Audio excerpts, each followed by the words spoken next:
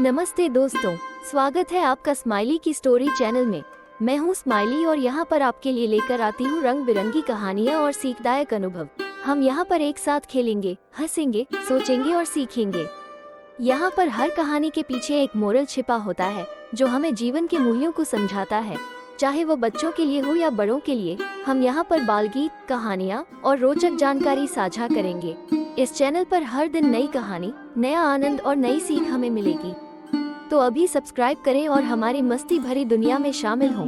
धन्यवाद दोस्तों, आपका स्वागत है स्माइली की स्टोरी चैनल में। चलिए आज हम एक नई कहानी के सफर पर निकले जहां हंसी और सीख ढेर सारी होगी।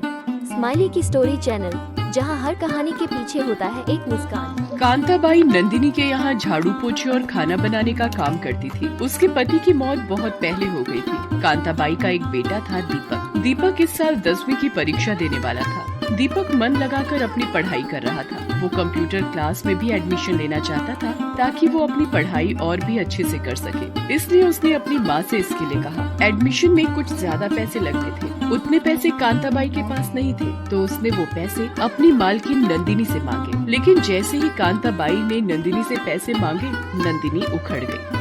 अरे जब देखो पैसे मांगती रहती हो। पैसे का कोई पेड़ पर उगते हैं? महीने के अंत में तो देते ही है ना तुम्हें तुम्हारी तनख्वाह। मुफ्त में तो काम नहीं करवाते तुमसे। मेम साहब, ऐसा तो मैंने नहीं कहा। वो बात दरअसल ये है कि मेरा बेटा दीपक कंप्यूटर क्लास में एडमिशन लेना चाहता है, उसी के लिए पैसों की जरूरत थी। नंदिनी ये सुनकर तो और भी आग बबूला हो गई। वाह वाह वाह वाह वाह, ये लो, इसे कहते हैं जेब में फूटी कौड़ी नहीं और सपने देखेंगे 5 स्टार में पार्टी की। देखो कांता, तुम्हें बुरा लगे या भला, लेकिन सच बोलने में अगर किसी को बुरा लगे तो मैं क्या कर सकती हूँ? मैं समझी नहीं मेम साहब।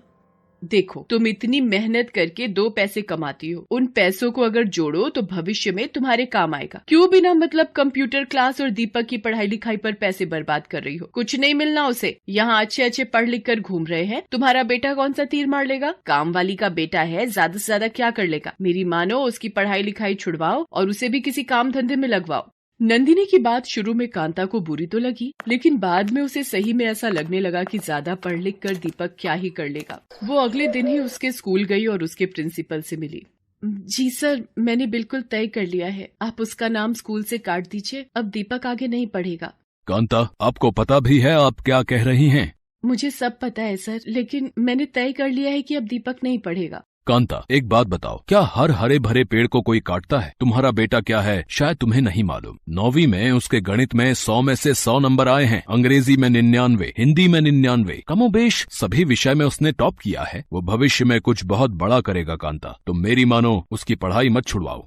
सर, मैं तो अंगूठा छाप हूँ, मुझे नंबरों का नहीं पता।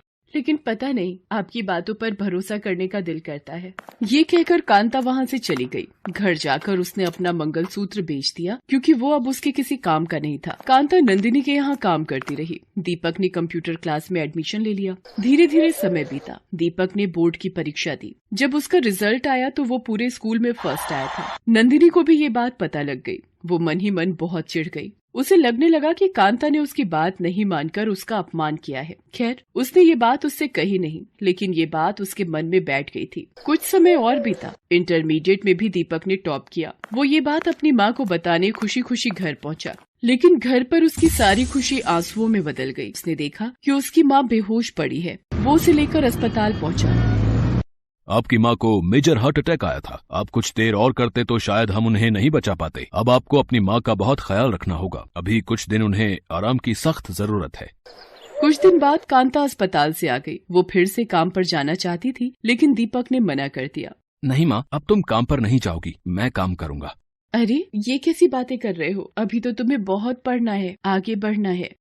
नहीं माँ, मुझे जितना पढ़ना था मैंने पढ़ लिया। अब मुझे तुम्हारी देखभाल करनी है। नहीं बेटा, चाहे कुछ हो जाए, मैं तुम्हें पढ़ाई छोड़ने बिल्कुल नहीं कहूँगी। मुझे आज भी याद है, तुम्हारे प्रिंसिपल ने मुझसे कहा था कि तुम पढ़ाई में बहुत अच्छे हो, इसकी पढ़ाई मत छुड़वाना। लेकिन दीपक अपनी जिद पर अड़ा रहा। तब कांता इस बात पर राजी हुई कि वो काम भी करेगा और पढ़ाई भी। दीपक ने कुछ जगह काम के लिए ट्राई किया, लेकिन बात नहीं बनी। वो परेशान रहने लगा। एक दिन कांता नंदिनी के यहाँ अपने बेटे के लिए कुछ काम मांगने गई। मैंने तो तुम्हें पहले ही कहा था कि बेटे को काम करने का हो। तुम्हें ही उसे पढ़ाने का शौक चढ़ा था। अब क्या हुआ? सारे शौक उतर गए। मेम साहब वो पढ़ाई नहीं छोड़ रहा, वो दिन में काम करेगा और रात को पढ़ेगा।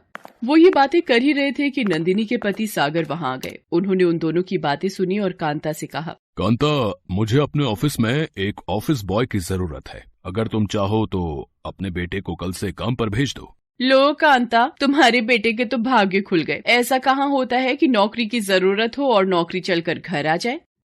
दीपक नंदिनी के पति के ऑफिस में काम करने लगा। पूरे ऑफिस की सफाई, गेस्ट के लिए चाय बनाना और पिलाना और इधर से उधर फाइल पहुंचाने का काम था उसका। वो सारा काम बहुत मन लगाकर करता। ऑफिस में जब उसे समय मिलता तो वो पढ़ाई में लग जाता। ऑफिस से छूटने के बाद इवनिंग कॉलेज में जाता। एक दिन की बात है, ऑफिस का काम खत्म करके वो अपने इवनिंग कॉलेज की ओर जा रहा था। तभी उसने रास्ते में देखा कि कुछ दिनों से जहाँ रोड निर्माण का काम चल रहा था वहाँ काफी भीड़ है। वो वहाँ गया तो उसने देखा कि एक आदमी वहाँ खड़े कुछ इंजीनियरों को गुस्से में डांट रहा है। मैं बार बार कह रहा हूँ, लेकिन लगता है कि आप लोगों के दिमाग में ये बात नहीं घुस रही है। मेरे रहते हुए अगर करप्शन किया तो मैं बिल्कुल बर्दाश्त नहीं करूंगा। सुन रहे हैं आप लोग? तुम लोगों के करप्शन का खामियाजा जनता को भुगतना पड़ता है, लेकिन वो क्यों भुगते? तुम लोगों को भुगतना होगा।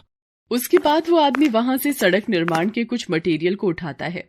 क्या है ये है? इसमें मिलावट, उसमें मिलावट, हर चीज में मिलावट। इन सामग्रियों से सड़क बनी तो 1 साल भी नहीं टिक पाएगी। सरकार जब पूरे पैसे दे रही है तो अच्छा काम क्यों नहीं हो रहा है? हम यहाँ जनता की सेवा के लिए बैठे हैं, लेकिन लगता है तुम लोग किसी और की सेवा कर रहे हो। मेरे रहते ये नहीं चलेगा। मैं अभी के अभी तुम सभी को सस्पेंड करता हूँ। कल से यहाँ नई टीम काम करेगी और हाँ, तुम सभी लोगों के खिलाफ इंक्वायरी बैठेगी।